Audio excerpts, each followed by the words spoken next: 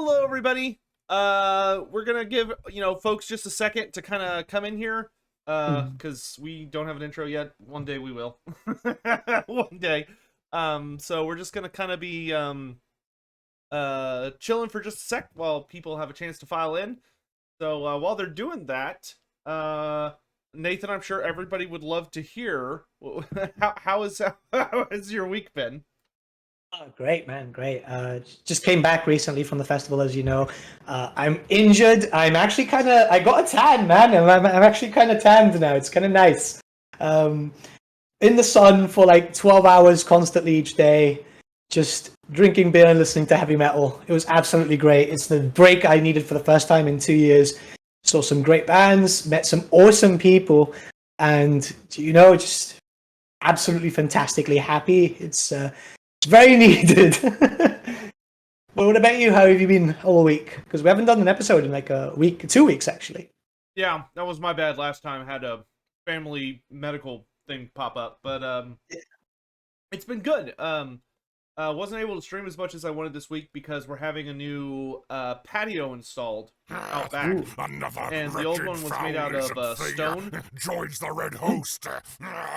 Cursed Sotek spawn. I turned my alerts off. Thanks for all the great streams. Hey, Smog Hog, thanks so much for renewing your sub and all that, but now I'm gonna mute that. Thanks, guys. So no, it's been good. Been busy preparing for a few things. I need to finish getting all of my stuff for my trip to Scotland figured out. Because I got all the hotel and plane stuff done, but I still need to get a hotel figured out. So we'll do that soon. And then but yeah, I mean, it's been good lately. We'll kind of get into hobby stuff in a little bit. yeah. But yeah, it's been mostly just dealing with like contractors out back because they had to take out the old patio, which was like this really ugly like pink stone. Like it was almost like it was kind of like that asphalt texture where it's like really Right. bumpy and stuff. And it was this Mhm. ugly pink color, and we hated it. So we finally got around to having it ripped out of the ground, Nice. which was super noisy. And now they're putting in like a really sleek, like slate one that you'll be able to, and it's also a lot bigger than the old one. We went from having a patio that was maybe was probably like, I don't know, 15 feet or something like that. Just super not. It was pretty, like you could fit a grill and a table on it, and that was about it. The new one is like bigger than the apartments I've had. It's like massively further out, and is really really good. Nice. Oh, Midi, just to let you know, no, I didn't get shanked. Basically, what happened is I got flipped into a railing during the Creator gig, which is always fun. I mean, if you go see Creator, you expect to get hurt. So when you say flipped into a railing, walk us Yeah. through what physically this entails. Right. So, do you know what a wall of death is? I'm familiar with the term, but why don't you explain it for anyone that doesn't? It's a massive mosh pit where everyone just kind of separates for a while, and when the band says go, everyone just smashes into each other. And the singer from Creator was basically screaming "circle pit" every time he could, so everyone was just beating the shit out of each other constantly, which was great. I'm a big Creator fan, and it was nice to actually get into a pit again. But yeah, I got flipped into a railing and I got kind of cut, which happens. You kind of put yourself into that risk if you take part into one of those events. But he's an absolutely tremendous vocalist, and you could tell that he was commanding all 5,000 people there. It was great.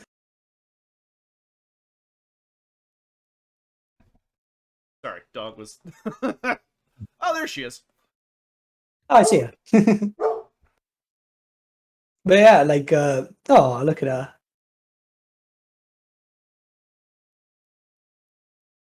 Sorry. It's like normally I'm happy to let her bark, but then I remembered that this is supposed to go on the podcast episodes, and I don't think people want to listen to a giant dog bark. But yeah, no, it's a weird thing when it comes to these mosh pits, but it's just nice to be around people that you that you get along with, especially metalheads. There was this massive sense of community. It was just, it was great. Like, I got picked up as soon as I fell down. I noticed I was bleeding, and they were like, "Oh yeah, let's move you to the infirmary." It's like, man, like, let the concert finish, then I can go to the infirmary. There's only like 30 minutes left, so I could wait. Oh yeah, you're fine. Yeah. You lived, and that's the important bit. I All right, so I think we are ready to go ahead and get into the real meat for today. Mhm. So welcome everyone back to Lorebeards. We apologize that it's been a little bit. We had some, or I had some issues I had to take care of last week with family medical stuff, but we are all good for this week. So there's quite a bit on the agenda for today. So we're gonna go ahead and get started. And of course, the first thing we're going to start is we've already been kind of talking about what we've been up to this week, but let's talk more specifically about what Warhammer stuff we've been up to this week, as far as any gaming or hobbyisms or any of that stuff. Nathan, have you been since the last episode of Lorebeards, I should say? I know you've been filling up some display cases. Yeah. But what all have you been up to? I've been getting all my stuff out of storage, so right now it can't be seen too well, but I've been filling up the case back there, which has got Tomb Kings at the top. It still needs the rest of them. I just don't know where the rest of the box is. At the bottom, I've got some Bretonians. They finally come out. And just bringing out all the stuff. I found all my Night Goblins and Savage Orcs. Now I just need to find my standard ones. And I've been repainting some Orcs, because at this point I was like, well, if I'm going to start filling it out, there's a lot of boys that I just didn't finish. Grimgore I've stripped down so he can get a nice paint job. And Azag needs to be rebuilt, because unfortunately when he went to storage, the Wyvern unfortunately took a little bit of damage. Yeah, I mean, that's not unusual. I mean, Yeah. Warhammer minis and storage usually don't play nice together. Yeah. But slowly but surely everything's coming out. I did manage to finish a few boxes, so the shelving unit at the top there is missing a few boxes, because I've managed to finish a Primaris Repulsor, my start collecting Skeletal Hordes, and I think one of the Malignant boxes, because I was just finishing off my Vampire counts and just trying to get rid of that. But slowly but surely, getting back to it. Next week it's all Kriegsmen, though. Awesome. So, I know you said a good amount of those were coming out of storage. Have you been doing any, or any of those like things you've been painting specifically, or building, or anything? Yeah, so basically I had to put everything on storage because this room was getting redone, and now I'm just trying to bring everything back up. So, like, I'm trying to figure out logistically how I can fit all my Skaven in here, which I don't think is going to happen. Like, I need a room possibly double my size.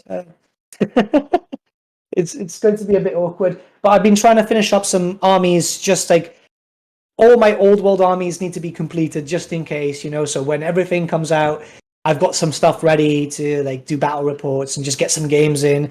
I've been wanting to finish up my Bretonians for a while, so I brought them out first. I've got about 12 questing knights that have just currently been primed to, so they need to be done. Gotcha. Awesome, dude. It's old metal stuff. That's always fun. But what about you?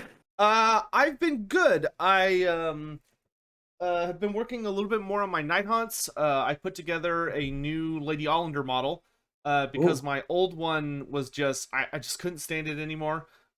She was like really bent in a few places.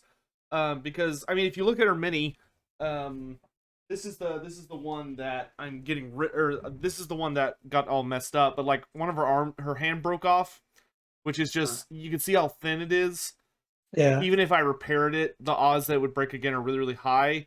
And her staff and you can see that the only thing holding her up is this spot right here, right? Yeah. So, it's just a really skinny model. So I decided to just get a new one, and build it up from scratch. And it looks a lot better, and is actually standing straight up as opposed to leaning at a weird angle. So, super nice.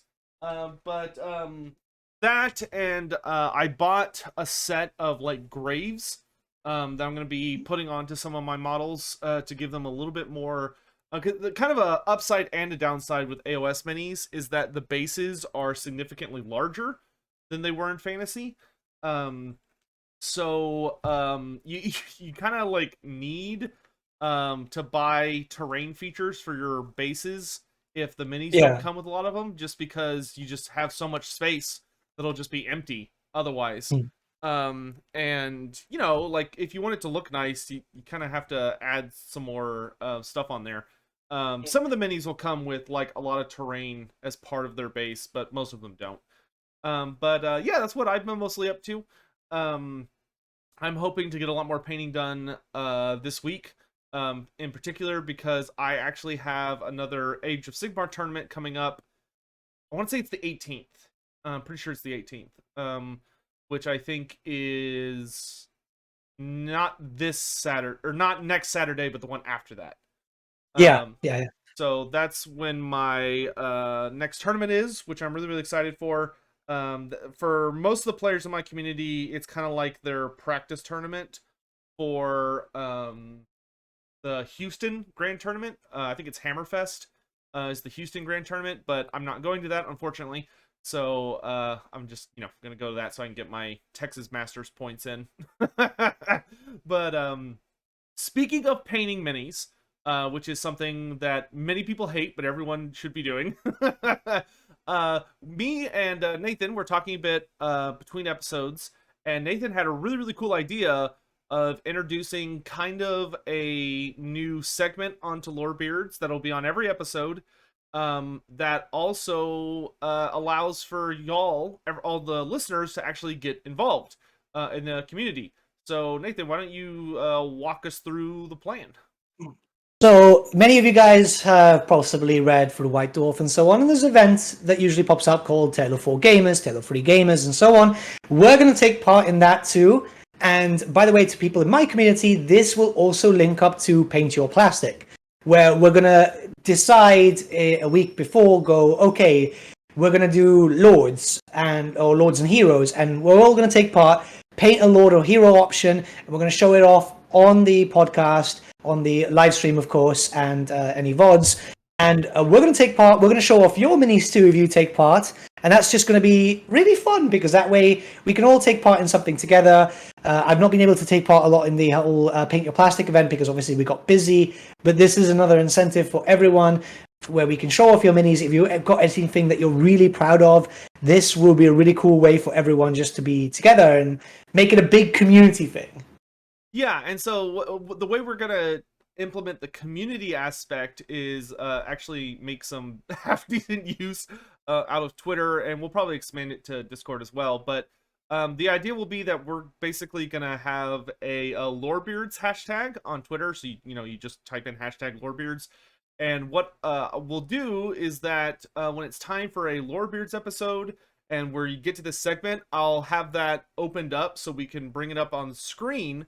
So whatever mini you've finished or been working on, you can just post it onto Twitter using that hashtag, and it will show up on Lorebeards. So we'll be able to see what the community's been working on.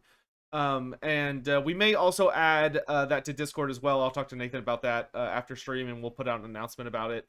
But this will be a great way for y'all to be able to paint some minis and show them off to everybody. And for me to actually do any painting, and for Nathan to make his way through his backlog as well. But the goal is also that there will be certain themes. Whenever you submit your mini, it obviously doesn't have to be part of the theme. You can just do whatever you have on your log, or just show off minis that you've painted. But Nathan, what do you think we should start with? What should be the first subject for this Tale of Two Gamers? So since we're starting off strong, should we start off with like what we would call in fantasy a Lord choice? I'm not too sure what it's supposed to be called in 40k because my brain's not working. I've taken a few too many punches today, but like a character, an army leader, that would always be kind of cool. Just a singular mini, get everyone started going with that. Remember, it doesn't have to be immaculately painted. If a HQ choice, yes, a HQ choice. Just as long as it's something that you're proud of, you don't have to be the best painter in the world. Trust me, I'm not. It's just what for fun. Oh man, but yeah. So just a hero choice, just like a character. And it's any hobby. As like it could be 40k, it could be Sigmar, it could be fantasy, it could be whatever. Nobody cares. So hopefully you'll all join us on that. I already know what mini I'm going to be working on. Same. And for the record, we won't be. If you want to post pictures, we will show them off. But you will have functionally 2 weeks. But so like hopefully we'll be having our next episode of Lorebeards not this Sunday, but next Sunday. So that episode we will be showing off anyone that has submitted their stuff. But I probably won't be done with my stuff. So we'll be running here, like do a hero for 2 weeks.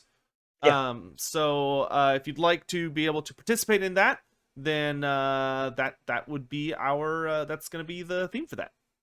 I've already picked my mini. What are you going to go with? I've got Painbringer from the Gluto set. I've got him on a square base. I want him to be my Slaneshi Nice. warlord, you know? Nice. I think I'm either going to do I think I'm gonna do my either a Knight of Shrouds, or if I can really get the balls, I think I might go ahead and try and paint Lady Hollander. I don't know. Good choices. It scares me. But so yeah. So that's all what we're gonna be working on. And we really hope that y'all participate. Once again, the hashtag will be hashtag Lorebeards if you're on Twitter, and we will probably open up some Discord channels for people that just, think Twitter's cancer, don't want to deal with it, which is totally understandable. But I think that's pretty much it for that and intro type stuff. So let's head into today's actual first topic, which is we're going to talk Warhammer games, but not Warhammer games that most of you are probably playing.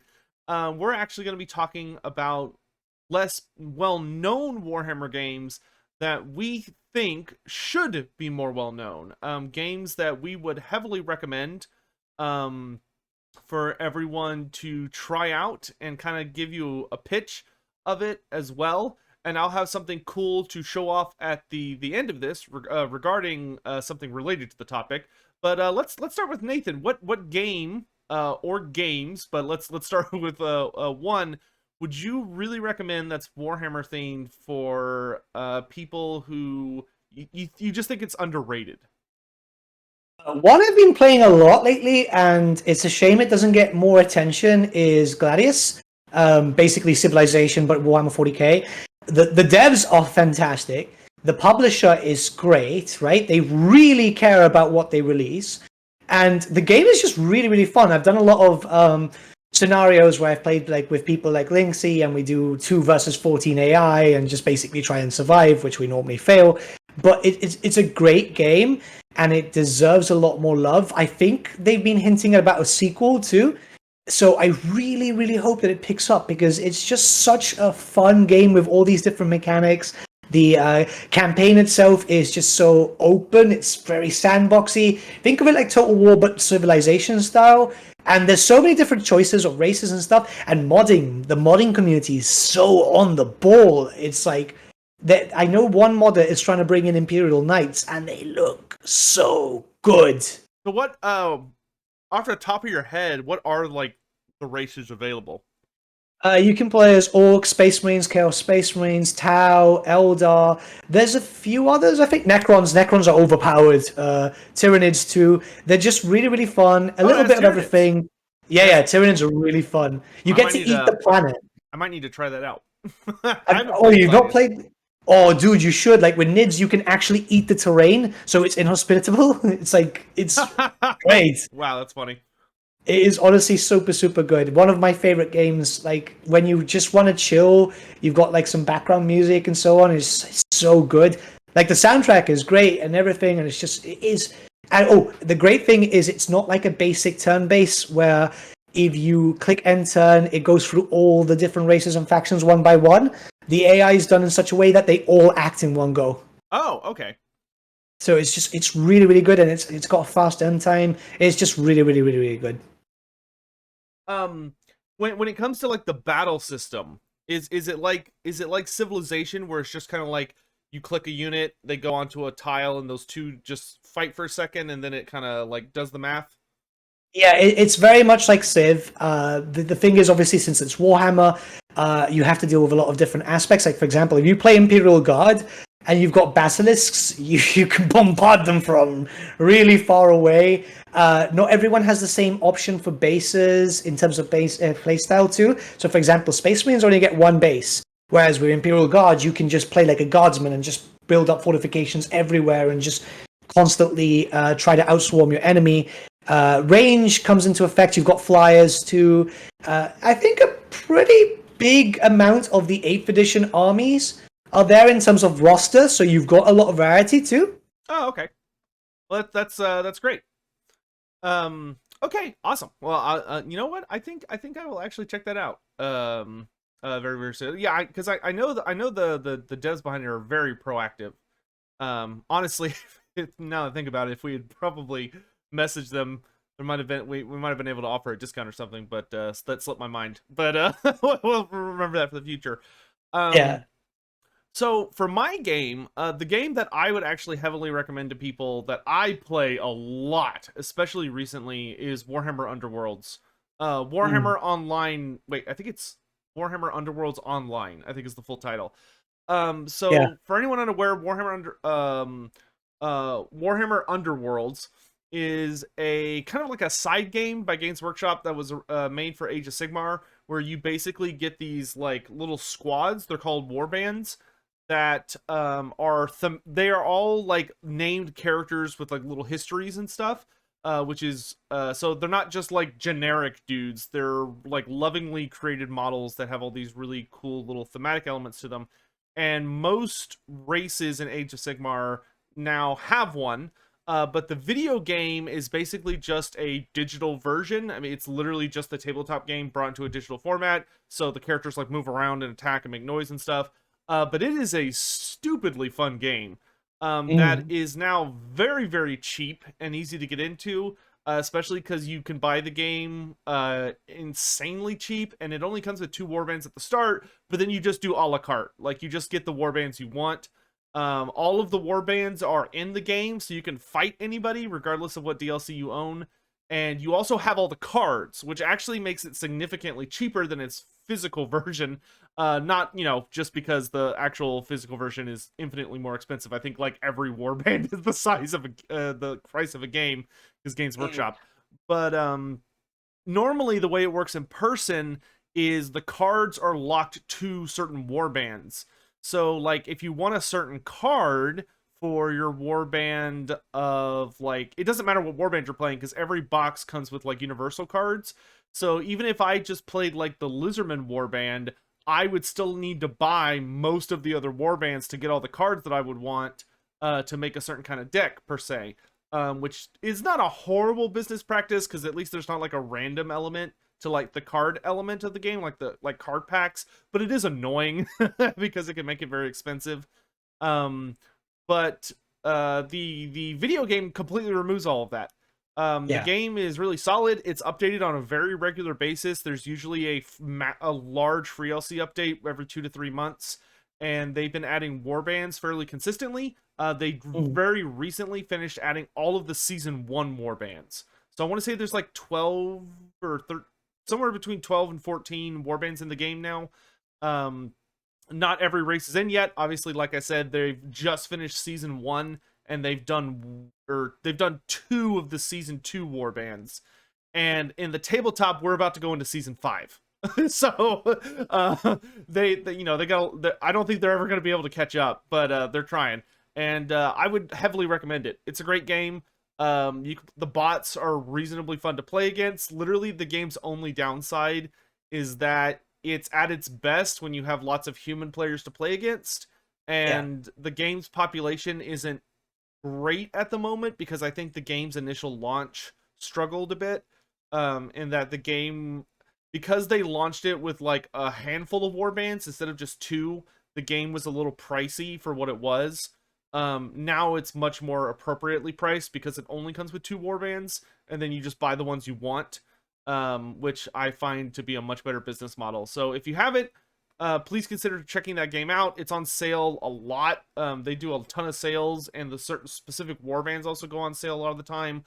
All the warbands have unique skins, tons of skins. I think at minimum every warband has like 6 different color schemes that you can try out, and it's just a really fun tactical game that's got a lot of really interesting elements to it. It's like a tile-based tactics game where you're trying to capture objectives, kill the enemy player, while also dealing with drawing cards from decks, and there's dice rolling as well. So it's got a lot of different elements, and it's a really fun strategy game. I literally play it every day for about 1 to 2 hours.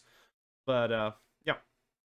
Yeah, it's a great game, and like you said, it's the tabletop just 1-to-1 translated with a few extra quality of life changes. It is really good. Show the cat. There's one. That's Ninja. I can't pick him up unless you want to see me bleed. Oh. But actually, I think this is the first time anyone on my stream has actually seen Ninja.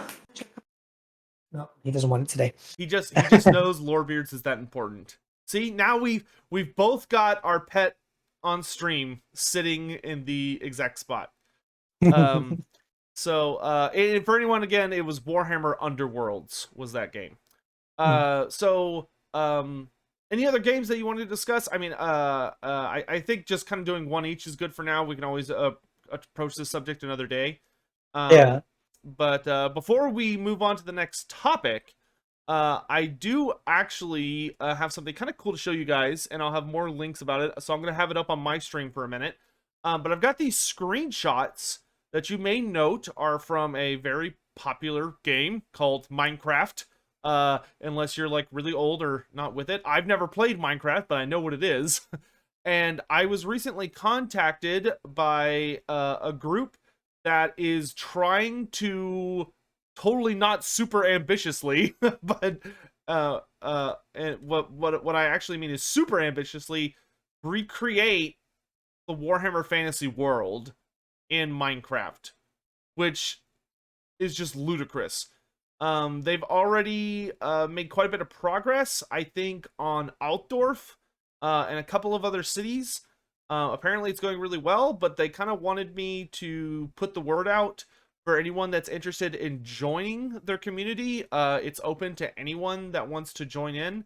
I will have the appropriate links so that you can join their Discord if you want, or find a way to hop into that and help if you're really into Minecraft and you want to be a part of that community. They're literally accepting anyone and everyone that wants to help. So just wanted to give them a shout out, and I will have all the links for that after the stream on my Twitter, and I'm sure Nathan will retweet it, so that anyone that wants to be a part of that can join it. And yeah, so that should be super fun. I mean, it's very ambitious. Are they trying to do like 1-for-1 or? I believe it is 1-for-1. Jeez. And to my understanding, they've already made at least a couple major cities. So they didn't even reach out to me until they had made some significant progress.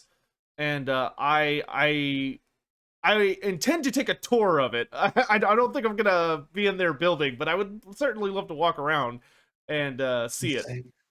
But That is insane. yeah, it is insane. It is absolutely insane. When they sent it to me, I was like, oh yeah, I guess that's a super ambitious idea, but that's kind of crazy. And they're like, oh yeah, we've already made, like, here's some screenshots. It was like, oh my god. But I mean, there are people that have built, like, you know, Middle Earth and Harry Potter and all that other stuff 1-to-1 already. I've seen the Middle Earth one. It's beautiful. Yeah. There's the other cat. There's another cat. See, this one I can show. This is getting out of hand. Now there's 2 of them. This one's the nice one. He does seem completely uncaring about his circumstances. Oh yeah, I can literally put him around my neck, and he'll literally be very happy there. Whoa. Awesome. Good. So it's officially a pet stream. All the pets have. Oh, you awake? Chloe's like, I can hear him talking about me. I'm leaving. But so yeah, that should be really fun and interesting to see how that develops in the future. And if we get any major updates, I'll bring them up somewhere. All right, it is now time for everyone's favorite whatever subject. We've got a who would win discussion. another one for this week, and this one I saw mentioned, I think on my Discord, and I was like, oh, that one actually looks super duper fun. So we're going to start with today's Who Would Win episode, which is going to be Tarux, the Brass Bull, one of the most recent new characters added to Warhammer, versus Grimgor Ironhide, the dead artist Black Orc we've ever seen. So, pretty interesting matchup here, where you have these two insanely heavily armored characters, both wielding large weapons. Grimgor with his big two-handed axe Gitstick, and he of course has his I'm drawing a blank. What is this stupid armor called? Is it the um it's not the blood rod armor, is it? No, it's the No. can't remember what his armor's called off the top of my head. But it is very, very tough, and adds to his already absurd toughness as an orc, going up against Tarx the Brass Bull, who of course has his twin axes that are nasty pieces of work, big flaming axes blessed from corn, and he's got a body made out of brass, which makes him functionally invincible unless he gets just absolutely pulverized by something. And even then, we're not. Oh, it's blood forged armor. Oh, thank you, Chad. I was close. I used too fancy of a word. That was my fault. So, Nathan, what are your thoughts on this matchup? Like, what kind of comes to mind when you're thinking of these two titans of melee going up against each other? I'm thinking the immovable force meets the unstoppable object in a sense, Yeah, except for they're almost kind of both immovable forces and unstoppable objects at the same time. Yeah, like both are really, really powerful fighters. This might be tough because, is this pre or post blessing for Taurox? Post. So we're gonna use Tarux as, the character would appear in as Tarux the Brass Bull. So this is Tarux with his brass body. He does still have the big glaring weak spot on his neck, Right. which is traditionally the only way to kill him. Mm. But it kind of comes down to if you think Grimgor's strong enough to pierce it, that's an argument. What are your thoughts on kind of like the strengths and weaknesses they'd be bringing to the party? Maybe we should start there. Well, Torx doesn't traditionally tire now ever since he got turned into brass, so he would have the benefit of that. Grimgor, on the other hand, likes a good fight, so he's stubborn as hell, and he'll stay there as much as he has to. I don't think there's really any time in lore where he's had to retreat. The only time Grimgor was forced to retreat is when his army abandoned him. When he fought against he fought Archaon's lieutenant, or his Archaon's herald, whose name starts with a V, Vardek Krom. Vardek Krom was able to kind of like duel Grimgor to a standstill, but by duel to a standstill, we more accurately mean that he was able to essentially hold Grimgor in place for like hours, just like not getting killed. He couldn't hurt Grimgor, but he was just not allowing Grimgor to kill him until his army routed Grimgor's army. Because obviously orcs and goblins are a little prone to inferior tactics, especially because Grimgor himself is not much of a tactician. And Grimgor soon found himself alone against a gigantic army of Warriors of Chaos and was like, all right, I gotta go. But even then, they weren't able to kill him or capture him. He just fought his way free.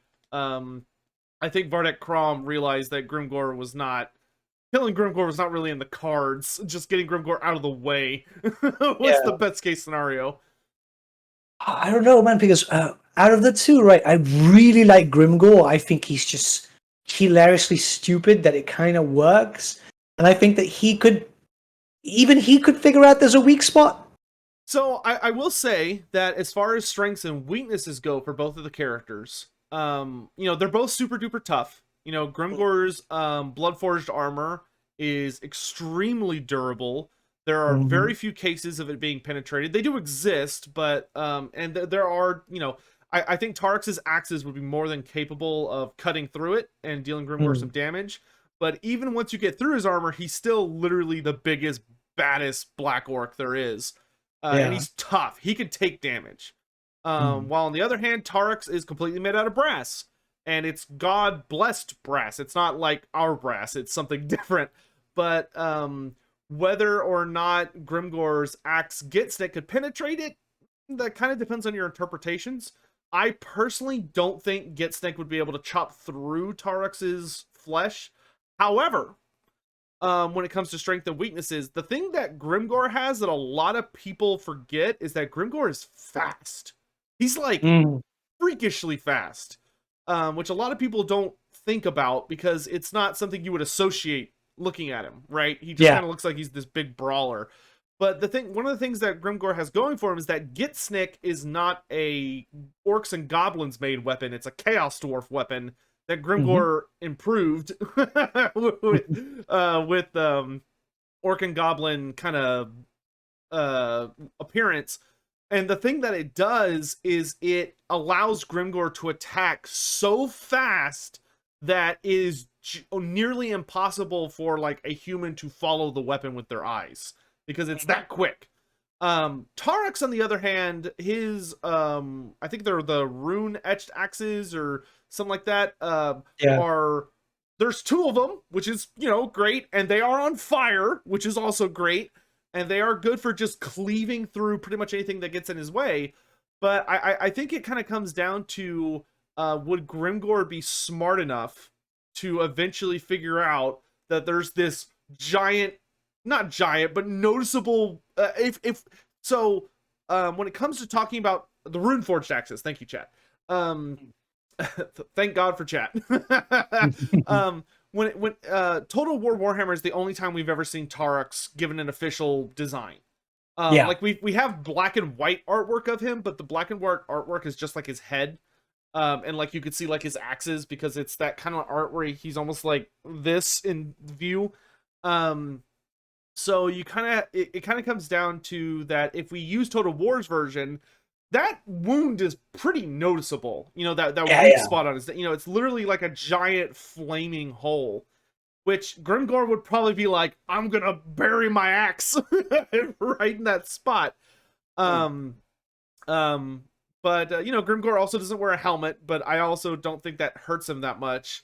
I mean, the dude literally headbutts so hard he can destroy the Eye of Shirian with his forehead, which is like one of the most powerful artifacts of the Dark Gods. Pretty sure Grimgor could headbutt Tarux and Tarux would feel it. So, kind of with all that in mind, if you had to call out a winner, if you had to pick a character and you're like, this is the guy that's gonna land a killing blow and walk away with it, who would you pick? I'd say Grimgor, because if Grimgor can pin down Torox, like you've seen those stereotypical type of Spanish matador art where they hold down the bull by the neck and so on. Yeah, like that. Just hold it down and rip the head off, because he's a strong dude. He just needs to stick his fingers into that weak spot and pull. It's kind of like one of those things where you just expect it to happen. This is family friendly. You can't. Well, I think that works, right? I think like he could do it. Like a lot of people don't like. There's a big part in Grimgor's lore which shows off how fast and how strong he is when he goes near Hellpit and Clan Moulder send their forces to them to meet him head on. He's constantly fighting. Like the dude can keep up with Skaven, right? Minotaur is going to be much more sluggish. Yeah, that's true. Tarx is definitely not going in there with a speed advantage. So, and I think you do have an excellent point in that, like, Grimgor has killed a ridiculous number of things when it comes to he's killed vampires. He literally killed so much out of Hellpit that Hellpit ran out of stuff to throw at him. They didn't have any more rat ogres or Hellpit abominations or anything. They were just like, oh crap, this guy's gonna kill us, and he got bored and left. You do have a great point in that Grimgor does kind of specialize against fighting big monsters. and has a big history. And but in defense of Tarax is kind of well designed as probably one of the biggest threats to go up against Grimgor, and that you have this character that can only be killed a specific way, who also is a big mean melee juggernaut. Blessed by Khorne, and the two of them, neither of them are going to get tired. You know, the whole point of Tarax's blessing is that he can't get tired, because that's the original way he died, is he died of exhaustion, and that's why Khorne gave him that body of brass as a reward, but it also means that he can't go down that way anymore. So I think you have a great point in that Grimgor could easily walk away with a win, as far as like he has vastly superior speed. He's not an idiot. Like he is Grimgor is stupid if you want to pick subjects that he would not excel at. But I think when it comes to battle, he actually can be very intelligent, as far as like trying to find a weakness to his opponents. But I also don't think that Tarax would necessarily just give him such a good opportunity or a good opening. So I'm going to be contrarian on this opinion. I'm actually going to go for Tarax in the matchup. I think that while Grimgor has the capability to land that killing blow, and definitely would happen in a number of like hypothetical scenarios where they're fighting, I think Tarax has a much easier time to bring down Grimgor, and that all he has to do is just kind of keep bringing his axes down over and over and over, and just keep landing those hits. And I think Grimgor would be too busy trying to block, and also Tarax does have weight on him, not by much, but I think by enough. So we have I think that's a great, I think it's a good matchup when you could feel confident about either person walking away. I'm actually gonna I'm just curious what my chat's gonna say. I'm gonna do a quick poll for them. We'll do a poll. Yeah. You can do polls on YouTube now too, so you should do a poll as well. So, can I? Yeah. I think you just I don't know how to do it though. I haven't streamed on YouTube since they added the feature. I'll figure it out. We've got a friend in chat just popped up in saying Bretonia is the best. Screw everything else. Our good friend Chapter Master Valrak. Tell that. tell Shillmaster to get the hell out of here. He's too busy shilling for the lady. Hey, Valrak, lovely to see you, bro. I'm gonna try and figure out how to do this this poll. Oh, I found it. Oh, you found it? Awesome. Yeah. So yeah, we could both do a poll. I think just for Valrak, we'll have to do a Bretonia character next episode. We will. We definitely will. Love your sweet face, Valrak. Thanks for last night. But all right, chat, polls up. I'm curious how both of our chats are gonna turn that out. But yeah, like I think this matchup would be super fun. Like if someone out there like is really good at fan fiction or enjoys writing fan fiction or is an animator or something, or even just is an artist, I would love to see an artist do the picture you were talking about, like Grimgor holding Tarax by the horns in like a cool matador fight. That would be super cool looking. That'd be really, really cool. Yeah, if anybody's an artist and wants to take a whack at that, we would be thrilled to show that on stream or something. But oof! In my chat, it is a landslide. I don't know about yours. Yeah, Grimgor is currently at 70%. Yeah, Grimgor is at 75% on mine. So yeah, Grimgor is coming out heavy in the arguments, which I think is totally fair.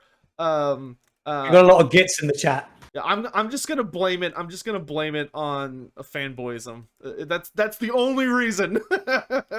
I mean, he is a big boy, right? In anything he's done in lore, the dude's there. He's got big balls, man. That's very true.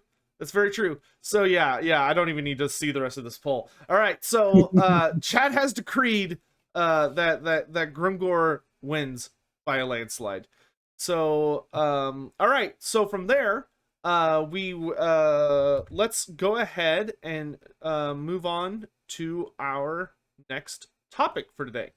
So, as always, you know, I wouldn't say that Lorebeards is primarily focused on Total War, but Total War is a significant part of what we do, and is a significant part of the Warhammer community. Like, even for people that don't play fantasy, people that play Age of Sigmar or even 40k, Total Warhammer is still a significant part of what a lot of people are up to these days. And it's kind of one of the hearts of the community in a lot of way. So we're probably going to talk about it every episode for whatever reason. But for today, one of the things we wanted to talk about are legendary heroes. So anyone that has been on my channel knows that I think legendary heroes are easily one of the least, or are one of the best features that Total War has not used nearly enough of. I thought. Yeah, it is something that Creative Assembly has kind of fought us on since the beginning, which I don't know why, but you know, they are slowly getting better about it. You know, I would say that for me personally, one of the biggest and only major disappointments with the last DLC and free LC was that there were no legendary heroes. Which was a huge disappointment and a massive mark against it. You know, it really feels like one of those things that every time there's a major content drop, there needs to be some kind of legendary hero included within it. Especially because we went practically to almost basically 1.5 games with virtually zero legendary heroes. You know, the one exception being Krell, who wasn't a real legendary hero. He's a summon, which works for him, but is also a controversial thing within the community. So for today, we're going to talk about legendary heroes, in that me and Nathan are both going to pick a single character from the lore or the tabletop or whatever, and talk about why we would want them implemented as the next. Oh yeah, the Green Knight too. Sorry. Sorry, Green Knight. Oh, and Henry the Massif, he's one, isn't he? Kinda, yeah, not to the same extent as the others, but we'll give him half points. But so Nathan, if you'll start us off, if you could pick any one character, and we will limit it to races that are available in Total War 1 and 2. So we're gonna leave out Kislev, Cathay, and all those guys. So if you had to pick a single character to bring in as a legendary hero, like let's say you could have them fully developed to your satisfaction by tomorrow, who would you bring in, and what would you want their like role to be? Like what would be their major features? Right, people are going to hate me for this because it's going to be a vampire and it's another von Carstein. But I really want Conrad, man. I love the Mad Dog of Sylvania, right? Like he's awesome. He's a terrifying, absolutely terrifying guy in the lore. Like he's essentially a rabid dog, and you know he always had a cool model. It's just one of those characters which I think would have really done well for a legendary hero slot, because the dude is just vicious. And, you know, considering the fact that Creative Assembly do have a von Carstein bias, I know. You say that like Games Workshop doesn't have a von Carstein bias. Oh, no, definitely. But like he's a cool character. It would have been cool to have something like a blood meter, where he just kind of like what Khorne has been described to have in Game 3, where the more damage you do, the stronger you get, in a sense. And that would be cool. Exactly. Like just imagine just throwing him into a horde of Skaven and just like letting him do his thing, you know? Yeah, I actually think that would work really, really well for him, and like be fairly balanced as well, of the idea of like, okay, you throw Conrad into combat, he starts blendering. You know, for anyone that played tabletop in the earlier editions, the vampire count, the blender vampire is a staple. Like for multiple editions, it was a thing. Like I don't know about prior to 6th edition, but like 6th edition through 8th edition, the blender vampire was always a thing. It's terrifying. Yeah, absolutely bullshit model with bullshit rules, but totally broken design. But I think that would be awesome. Just having Connor, like, you throw him into combat and he literally just starts killing, and for every kill he gets, you know, he gets like a bonus to his weapon strength. That would just be so fun. Like, Yeah, I so would love that character. yeah, and if you're playing against him, you just got to make sure that he's either fighting elite stuff, so he's taking significant damage for the amount of kills he's getting, or just keep him out of combat, or try and kill him early so he doesn't, he doesn't snowball. Are there any other like features you think would be good for him, either like on the campaign map or something else you think he'd do in battle?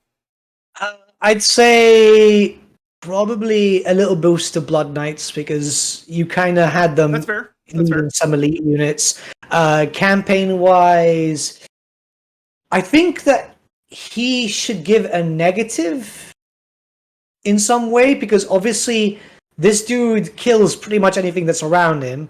So I'd say a little bit increased upkeep to justify the fact that you're bringing someone who's terrifyingly strong. So increased upkeep to Blood Knights, I'd say too. Make them stronger because they have to be strong to be near him because he'll turn around and attack them, but also increase their upkeep because you want to make sure that they are the best of the best to be around him and be able to hold him back in a sense. Kind of like when you see those movies where they bring in this absolute frothing monster and they've got him chained up and stuff like that. Yeah, maybe that you could do something like maybe give him the debuff of Rampage. Yes. Where if he gets instead of maybe like coming with like a genuine penalty towards allies, maybe you could just make it where he's got, you have the system of if he gets too low on health, he just goes. And which we know, a lot of people hate Rampage, but it is a very appropriate mechanic. And maybe there could be something in his skill tree, like when he hits like level 20 or something, where you could spend a skill point and kind of get him under control. But I mean, that he could be needs to go. that could be really fun of having that that notable debuff where he does that. And maybe there could be something like for your idea, there could be something like how Quick Head Taker has penalties for like Grayseers. Maybe Yeah. Conrad could have like a penalty for other vampire heroes because he like threatens them. Heroes or spellcasters? Because he hates necromancers, doesn't he? No, he like Conrad's thing was that he needed the necromancers. So like they were Right. the only people he was nice to because he was so desperate to keep them around because Conrad can't use magic. Yeah. Which is why I think he works as a legendary hero, but he does not work as a legendary lord. Because a vampire count lord without magic would just be garbage. There's literally no way around it. Yeah, maybe it could be like he like lowers the experience rate or increases the upkeep for vampire heroes in his army, but maybe improves the experience or buffs like necromancer heroes or a master necromancer lord. That could be really funny. Yeah. It wouldn't be a huge deal, but it could be like an amusing because Yes, Conrad, thematic. yeah, Conrad did kill a ton of vampires. Mhm. Conrad literally ripped one of his own siblings limb from limb, literally, because he's just that much of an ass. He's a great character. Oh, he's honestly, great, yeah. And plus, his design is so iconic. Like, and plus, if they put him in the game, if he doesn't have an animation where he licks his sword, I would want an immediate refund. Oh yeah, because he's got that thing like that, doesn't he? Yeah, he's got that Oh, iconic pose where he's like drinking the Mhm. blood off of his sword, which is just absolutely incredible. Mhm. But yeah, I mean, I agree that would be super duper fun and would be such a cool way to really further incentivize like just really fun mechanics. And they could even have it where maybe if you play as Vlad, you get Conrad immediately, at the start of the game. But Yes. if you play as any of the other characters, maybe you like gotta spend a certain amount of blood kisses to unlock him or something. That would be kind of cool. Yeah, definitely. Yeah, definitely. That just sounds awesome.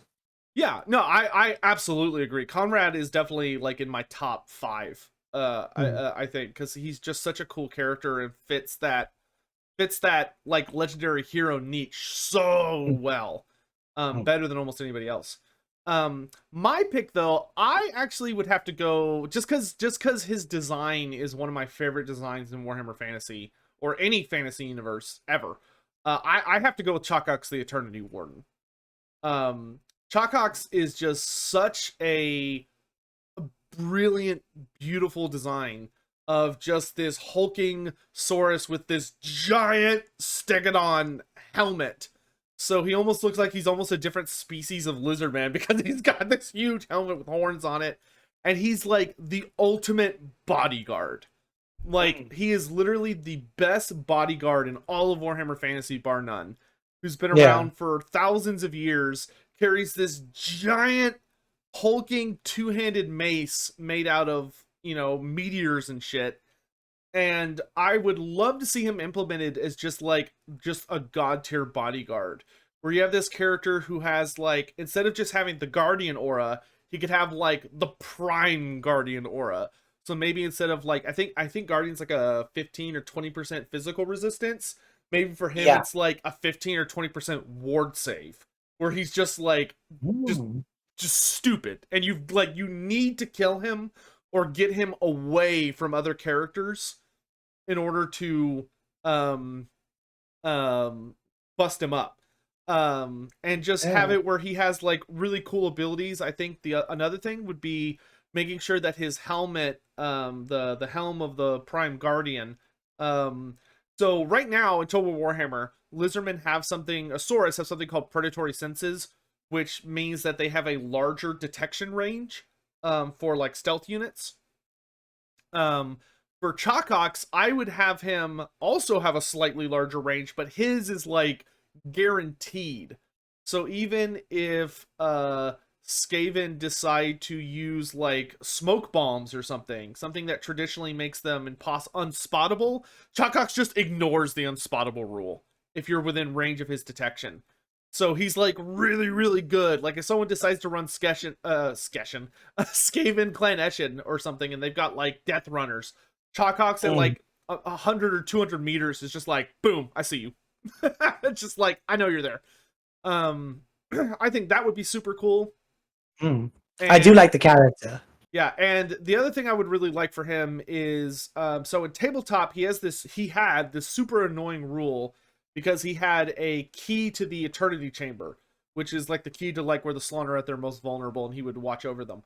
And the way it worked in Tabletop that was super annoying for people is that if he got into a duel with a character, he would make them always strike last, so they fought at the same time as him, and he would disable their magic weapons.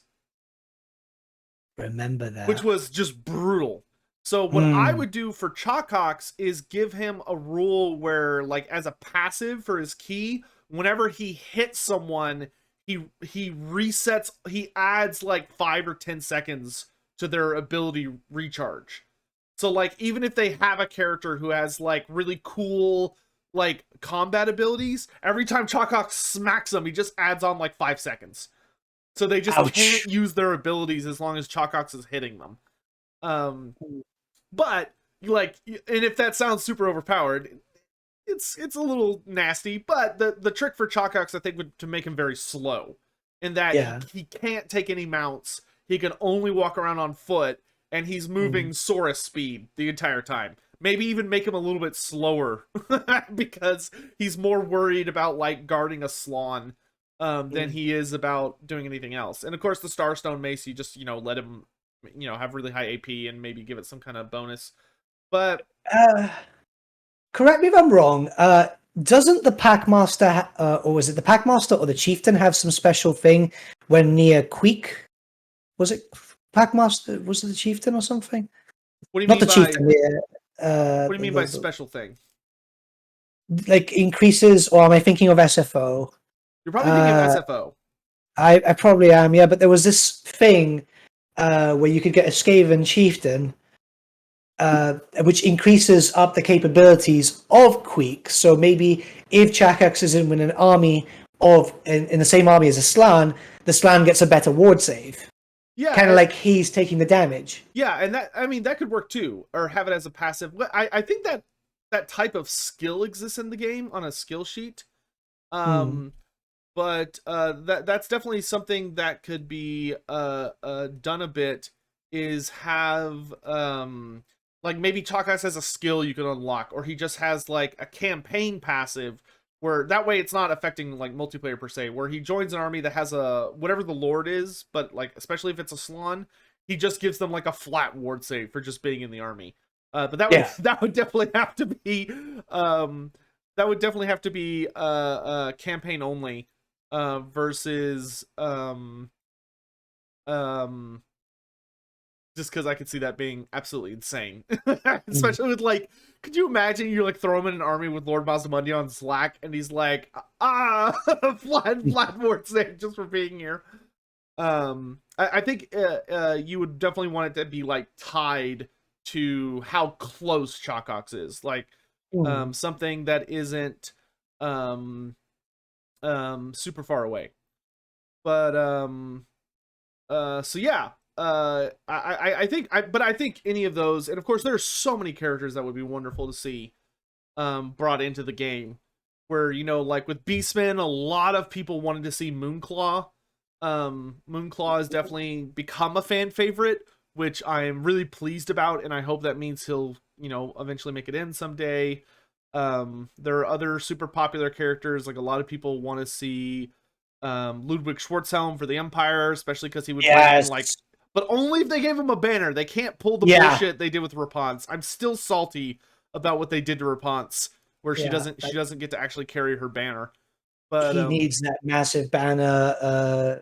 I mean, there's a mod for Rapunzel which is really good, which adds the banner. Yeah, but I want to see it just be in the main game. Like for Rapunzel, I wouldn't even be mad if Creative Assembly just made it where she has like a back banner.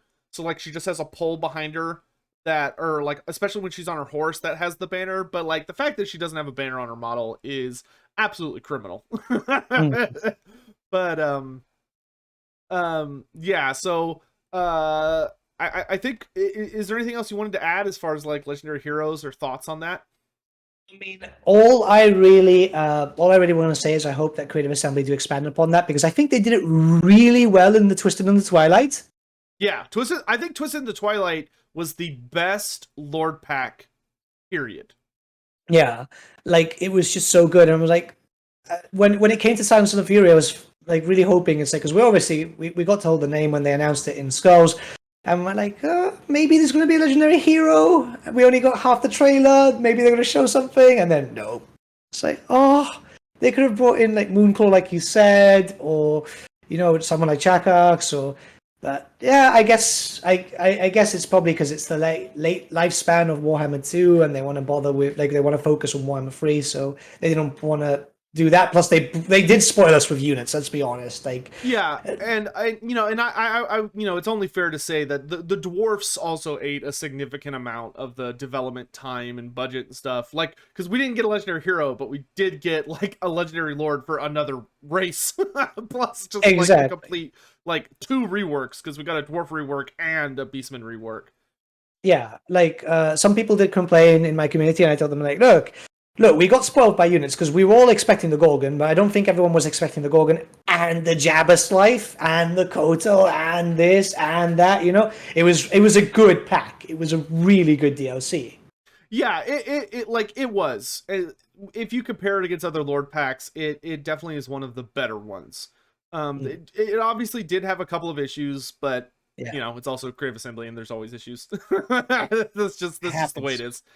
But yeah, so and then we have one last thing on the agenda, which is something that I think everyone is super crazy excited about, and we are both definitely included in that, and it's something we're going to discuss a bit today as kind of the final topic for today, depending on time.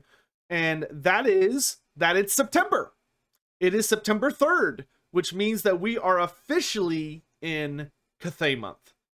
Creative Assembly already confirmed last month that sometime this month, the month of September, Creative Assembly is going to be revealing Cathay, as well as numerous new gameplay features. So we're going to spend a bit today talking about our thoughts as far as like what we hope for, what we expect, and all of those kinds of things. So Nathan, what are kind of what are your starting thoughts as far as that Cathay is literally just around a corner? I mean, it could be next week for all we know. Yeah, I mean, I'm really excited because we have to think about it this way, especially as you and myself and a lot of people watching the stream were old guard in terms of Warhammer Fantasy. We had a lot of little tidbits of lore coming in every now and then about Cathay, mostly in the RPG series, but we've not seen much, and a lot of us have always been asking for this.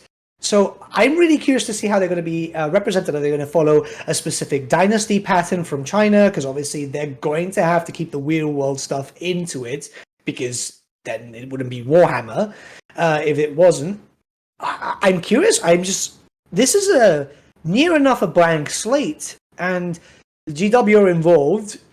So what are we going to see? Like, I'm expecting really cool, fantastical stuff, and maybe I'm setting myself up for disappointment, but I want to see old lore stuff, which we may or may not see, like Terracotta Warriors, Jade Vampires. It's this weird thing where I am just sitting here waiting. Yeah, I agree on a lot of those points. It's super weird because this is going to be literally the first time that we've ever headed into a race where we got nothing. Like we have no idea what to expect. Even for the Vampire Coast, we had most of the roster already well established. Yeah. And even the things they added were just things. A lot of the vast majority of it was just from the Monstrous Arcanum and stuff like that. There wasn't a lot of like genuinely new things.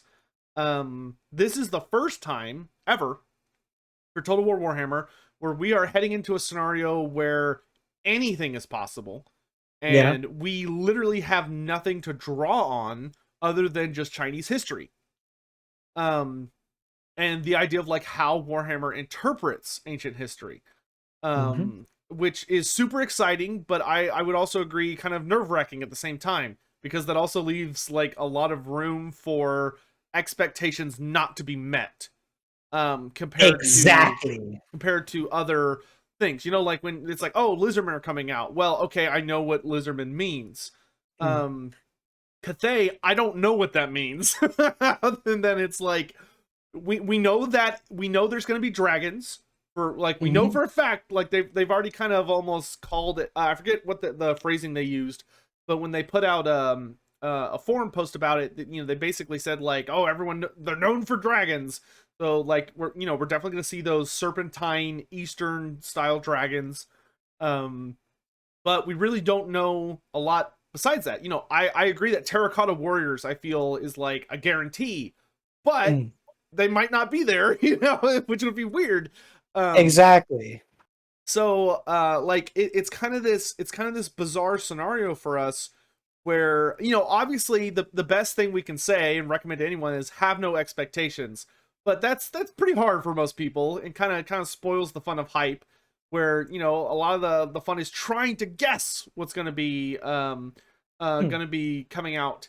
And it's going to be interesting because Cathay is one of the only non-chaos human factions that has the opportunity to really be this really crazy thing of men and monsters. Where one of the big things about Bretonia and the Empire is they have no monsters outside of like the big lords, where it's like, oh, we have like hippogriffs and griffins, and those are only for lords. They're not like traditional units. Well, at least until Bretonia got royal riders and later on. But yeah, for Cathay, like you have all these crazy opportunities of we know there's going to be a lot of dragons. Though who knows what a lot is? It could just be they're like, okay, there is a single dragon type, or maybe there's going to be multiple dragon types. But it's gonna be fascinating to see where they go with it. And you're right in that one of the other things that I think it's probably unfortunately just gonna lead to people being disappointed is that because Cathay is so mysterious and so old, there's a lot of like almost what I would call sub factions within Cathay that people want to see represented in some way, but I just struggle to see represented well. And like a lot of people are like, oh, I want to see like Tzeentchian cults. But with Cathay trying kind of being like one of the order factions in the game seems very unlikely. Or you have like people like, oh, I want like the monkey beastmen, which is possible, with like Sun Wukong and stuff, but we don't know how that would be represented. Whether it's like, would Sun Wukong be like just a beastman, or would he be Tzeentchian in influence, or would he be like a genuine Cathay type creature? Yeah, Like just like true neutral. yeah, like kind of a more natural creature that just kind of just lives around there, and Mm. is like gotten very powerful on his own. A lot of people like the concept of the Jade Vampires. Jade Vampires have become a very popular sub faction within recent times. But when you look at Jade Vampires, it's like, well, how would that work? Are Jade Vampires meant to be vampire counts that live in Cathay, or are they like units that people want Cathay to have access to, which would be very different? Or are people wanting them to be like vampire counts but with unique designs, so like basically be like another Vampire Coast situation? There's a lot of questions up in the air. And one thing you brought up earlier that I absolutely agree with is, I think one of the biggest things it depends on is what dynasties are they going to be looking at. Where, Yeah. like, if you want to, like, the thing about Warhammer is that Warhammer occupies kind of a weird space, in that even when a race or culture is interpreted to be brought into Warhammer, they very rarely pull from like a single time history. Yeah. Often it's like kind of a mix, where you have a lot of, just the idea that you have the Empire and Bretonia both existing as neighbors, despite their massive differences in technology. Mhm. Like already that throws people for a loop, that maybe are not used to the Warhammer world, where, like, I think some of the most popular lore questions tend to be stuff like, why don't Norska or Bretonia use guns when guns are so good? And it's like, well, the actual answer is different than the lore answer. Like, the lore answer is just kind of some hand wavy bullshit, but like the actual answer is that, like, they just didn't want that theme. They didn't want Yeah. all the armies to be the same, because in our world, the idea is that if someone has a form of technology, generally everyone's going to try and catch up to that form of technology and use it, so that Yeah. everyone's on the same playing field. In fantasy, that's a really boring way to handle things. Yeah. If everybody has guns, then there's nothing really different about them. Mm. But at least from like a kind of a fantastical perspective, obviously, like, I don't want to like piss off any like historical fans in the community that like really, because I know there are people that just like love all the different kinds of like tanks and stuff from World War One or what have you. No, but you make a lot of sense there, because obviously then you have to take into effect, like you said, when it comes to Bretonia and the Empire has a lot of gunpowder and stuff like that, but Bretonia has the Blessing of the Lady, which made them very, very strong in melee combat. They would take an unnatural amount of damage before they would actually go down. It's what kind of leveled them in a way. Yeah, and the thing with Cathay is, like, you've got this, like, China is like one of the oldest like empires ever, and it's very well documented for how old it is. Yeah. As opposed to many other empires in humanity's history, where like records either weren't kept or were destroyed at various points. Like, China has done a fairly good job of keeping a lot of that information around.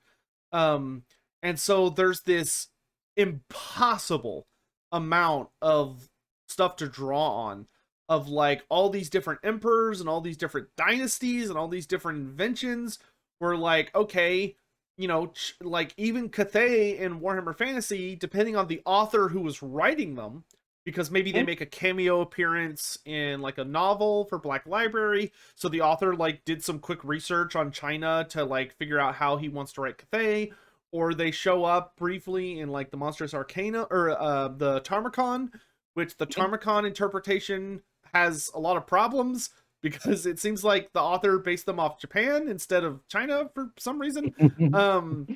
Which I don't know why he did that, but he did.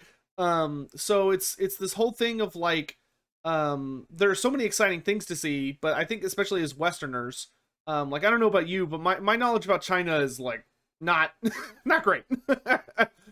Like I play a lot of games which are kind of fantastical, rooted in China's history, but obviously it's very fantastical, like Dynasty Warriors, stuff like that. I really enjoy those games because I like the theme. I really enjoy Three Kingdoms. It's actually one of my most played games.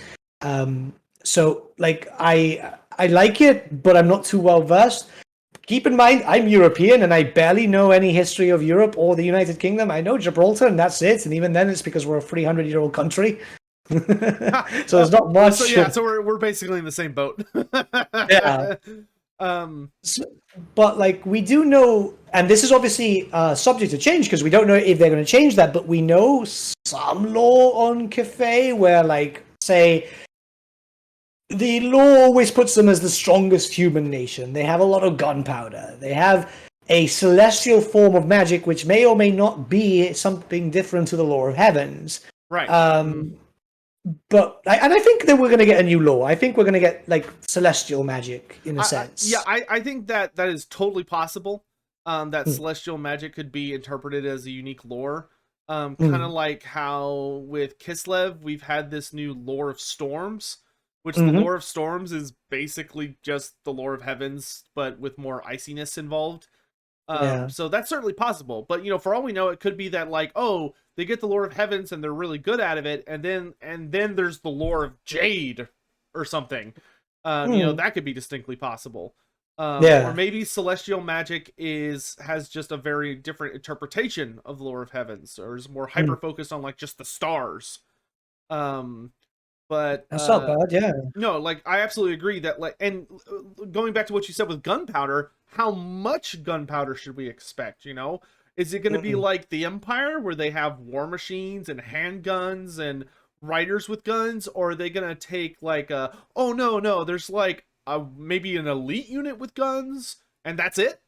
And like then they have a more Bretonian relationship where they rely on more like mystical means of warfare. So you know, it's very difficult to predict. from what I know, and it's very limited of Chinese history, like these guys were masters of gunpowder, so maybe a little stronger. Maybe we're supposed to expect like really powerful gun lines, like just insanely good, and loads of artillery fire. It's very strange because obviously we're going through. If we go by all the Cathayan lore we actually have, that's what, not even a full page, maybe, more or less. That's something in that ballpark, yeah. So it's insane how literally it can be so different to what we're all imagining. We can all be thinking completely different things. Like some people could be thinking Han Dynasty, some people could be thinking Ming, and maybe it's just an amalgamation of all of them, just getting the best parts. You know, it's like, ooh, this would work really well with that. You know. Yeah, I mean, because you're exactly right. Because like I'm sure there's, if you put like just like me in a room with another person, you know, when I think Cathay, I tend to think more like there are lots of infantry in like mass size and stuff, but I in my mind am not expecting elite infantry. I'm expecting like elite units to be taken up by monsters or like special kinds of mystical stuff, like terracotta soldiers being the elite infantry. Yes, stuff like that. But like in my mind, when I think Cathay, I don't think gun lines. Like for my mind, I think like the most sophisticated gunpowder weapon being like weaponized fireworks, where you have like cannons that shoot like not kind of like a Hellstorm rocket battery, but functions a little differently. That's what I think. But you know, someone else might be in the room and they're thinking like hardcore gun lines with like really advanced forms of weaponry, to really take advantage of like Cathay having gunpowder a lot longer than the Empire has. So like by that logic, shouldn't they have more advanced guns? Which I would counter argue for anyone that wants a counter argument that the dwarfs did have a lot of influence on the Empire and taught them a lot of stuff, which is why the Empire advanced so quickly despite their age. But it's such a strange thing, and you know, it's like, how many monsters are they gonna have? There are tons of monsters in Chinese myth. I mean, Chinese myth literally has the Journey to the West, which is literally just this, I think it's like one of the longest stories ever written. It's like insanely long, and it's literally just like a monster of the week type series, where you have these characters running into some kind of different demon or monster on like a weekly basis as they make this insanely long journey that was written, thousands of years ago. Which is what gave us like Sun Wukong and all this other stuff, or well, gave the West a lot of that ideology, and has inspired a lot of like super famous animes and stuff, like Dragon Ball Z, and all this stuff. So it's like, what's going to be the ratio of, because there's only so much they can do it at once, of like, what's going to be the ratio to, are we going to focus mostly on like Chinese humans to fill up the roster, or is it going to be like a little bit of humans, and then you have like all these divine like dragon turtles and I think they're lion turtles in like the actual Chinese myth. I forget what I think lion turtles are the big Chinese thing. Or like, and like serpentine dragons and all this other crazy stuff. Yeah, I mean, we've already had some translated into Warhammer Fantasy, like the Kirin and the. It's just trying to remember those names because they're from what, second or third edition is a bit tough. But we've had some stuff, and I love Chinese mythology. I mean, the stuff is so intricate, and it would be really cool to see a healthy mix. I think design-wise, because let's be honest, we can more or less expect this to end up becoming a like a tabletop army for Old World, right? Well, yeah, I would be genuinely shocked if like almost the instant Cathay is revealed, Games Workshop's not like, by the way, if you want to give us money, we'll be selling plastic versions. So I think they'll go for lots of big monsters just to have like those centerpiece models that you could base your dioramas on and stuff like that, because that's what they do for a lot of armies.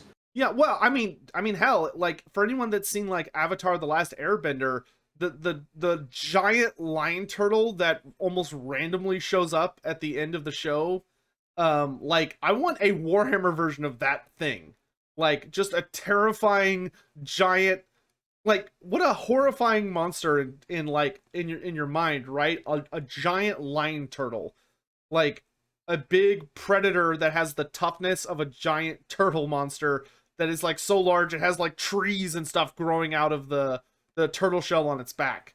That just sounds super awesome to me. And of course I think anybody in their right mind is excited for Eastern dragons, celestial dragons. Damn right. They have such a iconic legendary design that so many different fantasy universes pull on. Where especially because you have this whole philosophy of that, which I'm curious if they're going to bring it into Warhammer, where the dragons of the East in our history tend to be much more benevolent, and are more like guardian spirits, or like spirits of the river and all this stuff, as opposed to dragons of the West, which were more considered like destructive forces, or like forces of evil, or like hell and stuff like that. So I'm really curious to see what they're gonna do with those.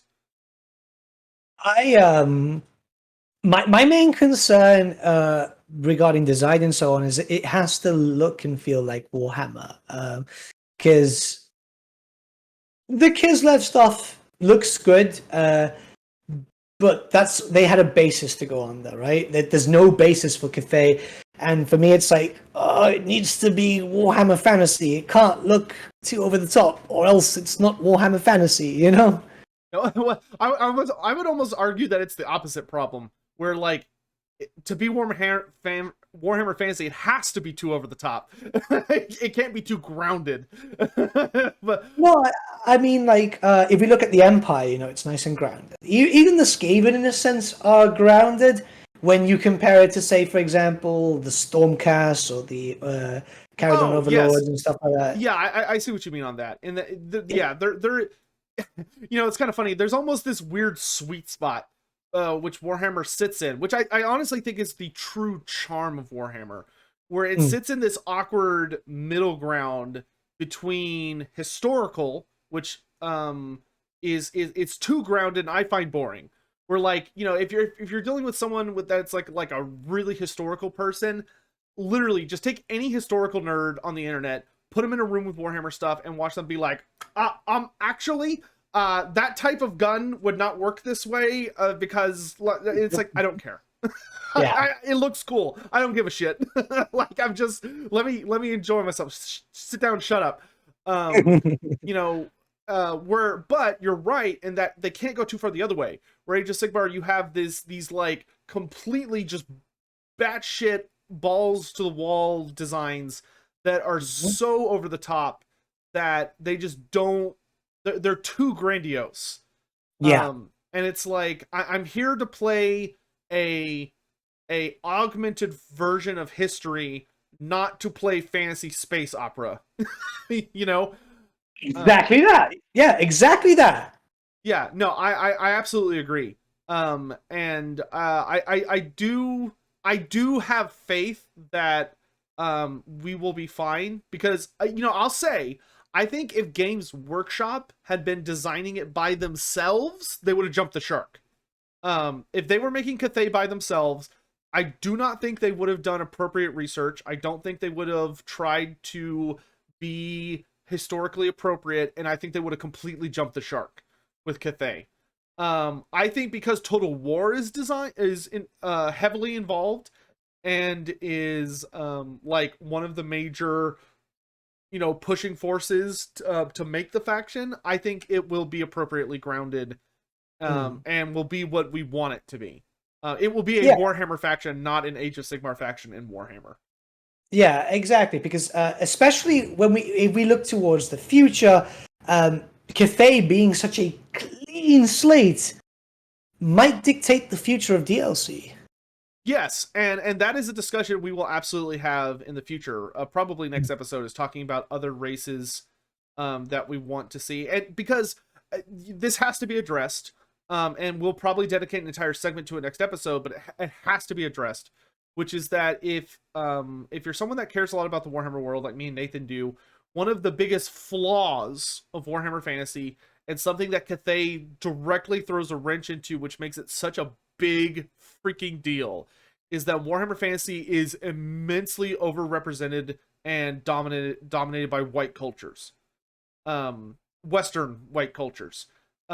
Which is one of the biggest flaws of the universe, is that you don't have Araby, you don't have End, you don't have Cathay, you don't have, and that, you know, unfortunately, there's this unfortunate kind of, frankly, fair to point out stereotype that a lot of the non-white races in Warhammer tend to be creatures.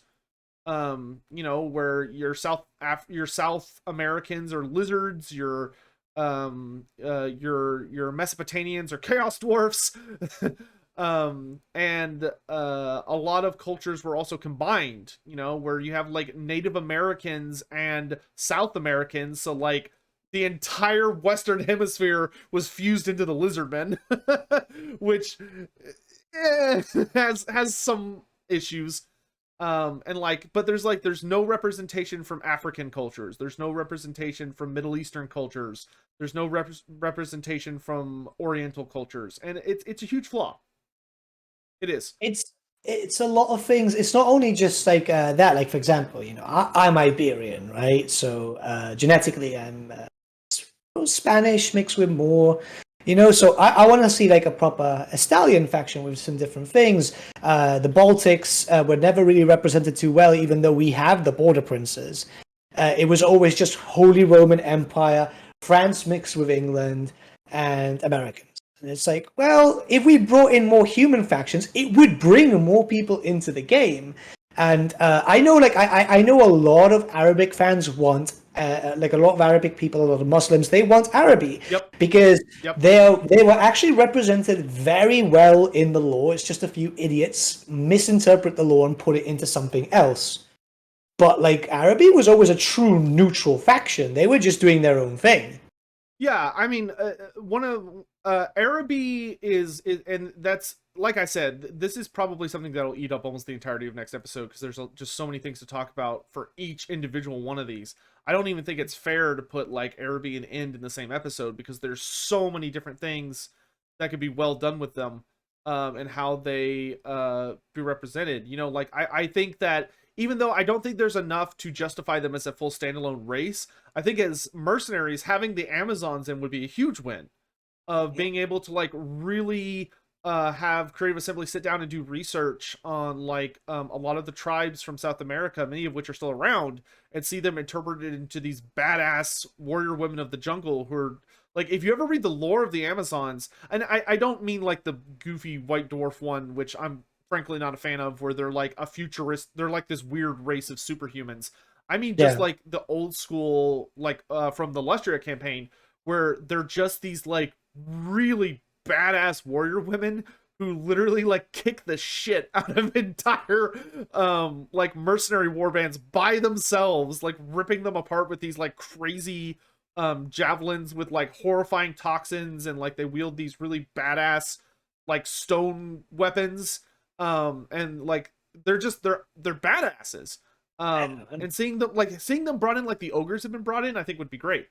But but Cathay, what I think makes it such a big deal is that Cathay is finally breaking the mold. You know, Cathay is coming sweeping in and being like, boom, here's a fully represented Oriental race that is gonna because the thing is, I want to make sure this is understood. I'm not just saying this from like some kind of PC perspective of like, oh well, everyone, you know, deserves representation. I think that's a valid argument, but that's not why I'm saying this. I'm saying this because every culture has such amazing badass mythologies that are so unique, and bringing them into Warhammer so I can make the different mythologies of the world kill each other in badass fights is the most glorious thing we can fight for on this earth. Exactly, and not only that, it's important from a Warhammer fan perspective. We want more stuff. We want more armies. Like, let's be honest. When it came to 8th edition, you know, we had lost the Dogs of War in 7th. We've lost. Technically, we did lose the Chaos Dwarves, but they eventually came back as a Forge World army, and even then, they weren't really a full-fledged out one. We want more stuff. We want more armies to play with because it's fun for us. This is a game that we enjoy, and we want to actively have other stuff to play around with, to try new stuff. And the idea of bringing in more nations is always really cool because there's loads of people who are always actively saying, look, we want Cathay, we want a real Estalia, we want a real Talia, we want a real Vampire Coast, we want all this and that, you know? Yeah, and the thing is, like, you could literally spend 5 minutes on Google and just look up like a famous culture, whether it's in India or you know, the Arabian ballpark, or China or Japan or Native Americans and all this stuff, and you'll learn about creatures that'll make you go like, whoa, that sounds super cool, and I would love to see it like just smashing through regiments of Empire soldiers, or like, you know, fighting wyverns in the sky and all this other crazy bullshit. Like I want to see, you know, people wearing like all these like awesome silks and stuff, riding on camels, charging into battle, backed up by genies and some kind of like powerful wizard lord sitting on a flying carpet and all this crazy bullshit. Exactly.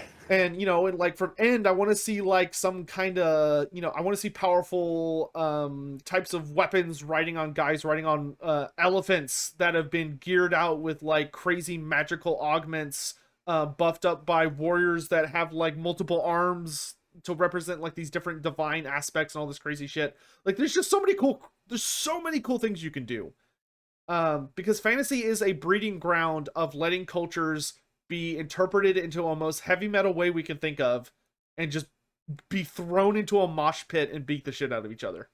Exactly, and we have to take into account that the original people, you know, the original people behind the whole fantasy push was Rick Priestley and so on.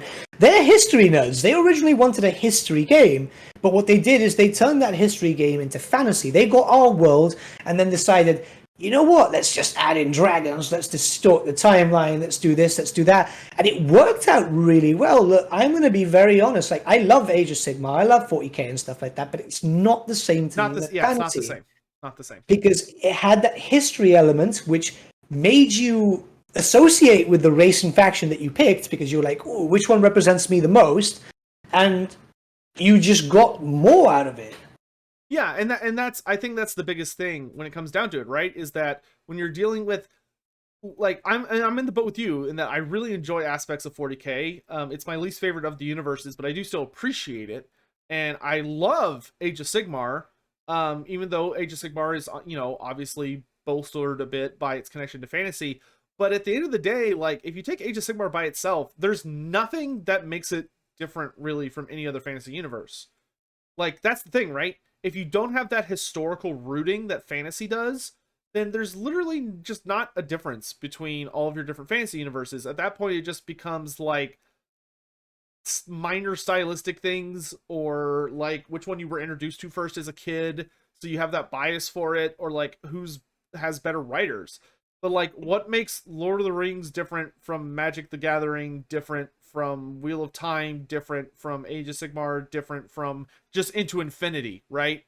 What's like Doom different from 40K, different from Starship Troopers, different from Star Trek, different from, right? They all, but Warhammer just truly stands unique in its Yeah, own sphere because of that historical background. exactly. And that's why it's so important to us. And At that's least why it fits. me and Nathan. Yeah, and that's why it fits so well with Total War, because obviously you it's still the same thing, isn't it? This is why Total War Warhammer does so well. Yeah, it's not done in a historical way, but it's done. That's like with fantasy itself being bred off the idea of a historical game, it fit with these games so well.